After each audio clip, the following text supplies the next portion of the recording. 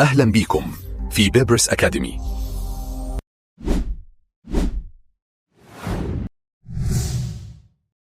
عمرك سألت نفسك ليه نفس الماكينة بتبوظ كل شوية؟ طب ليه الصيانة شغالة طول الوقت ومفيش تحسن؟ السبب بيبقى غالبا مفيش قياس مؤشرات صح.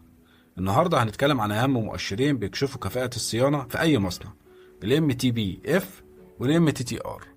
ليه نستخدم ال KPIs في الصيانة؟ الصيانة من غير أرقام ده شغل عشوائي. المؤشرات هنا بتساعدك، بتقلل الأعطال وبتزود الإنتاج وبتقلل التكلفة. تعرف المشكلة فين بالظبط؟ معدات ولا فريق ولا قطع غيار؟ ال MTBF هي المين تايم بتوين فيليرز، هو متوسط الوقت بين كل عطل والتاني. المعادلة بتاعته إجمالي وقت التشغيل على عدد الأعطال. زي مثلا الماكينة اشتغلت 300 ساعة وحصل لها 3 أعطال، يبقى ال MTBF عندنا كل 100 ساعة. أبسطها لك، رقم كبير بيساوي ماكينة مستقرة.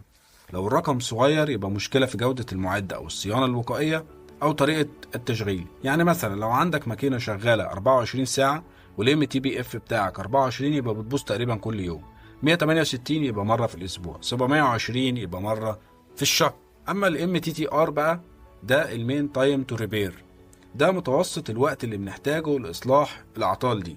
المعادلة بتاعته إن إجمالي وقت الإصلاح على عدد الأعطال اللي ظهرت معانا. زي عندنا 3 أعطال وإجمالي وقت الإصلاح بتاعهم 6 ساعات، يبقى الام تي تي ار بتاعنا العطل بياخد ساعتين.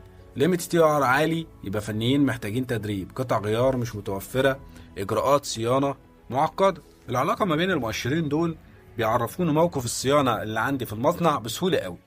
لو الام تي بي اف قليل والام تي تي ار قليل يبقى يعني بتصلح بسرعة بس الأعطال كتير. لو الام تي بي عالي والام تي تي ار عالي يبقى أعطال قليلة بس لما بتحصل بتقعد كتير على ما تصلحها.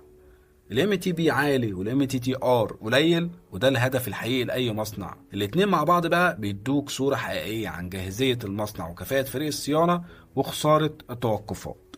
وخليك دايما فاكر، ما لا يمكن قياسه لا يمكن تحسينه. ما تنساش تعمل لايك وسبسكرايب، واشوفك الفيديو الجاي يا صديقي.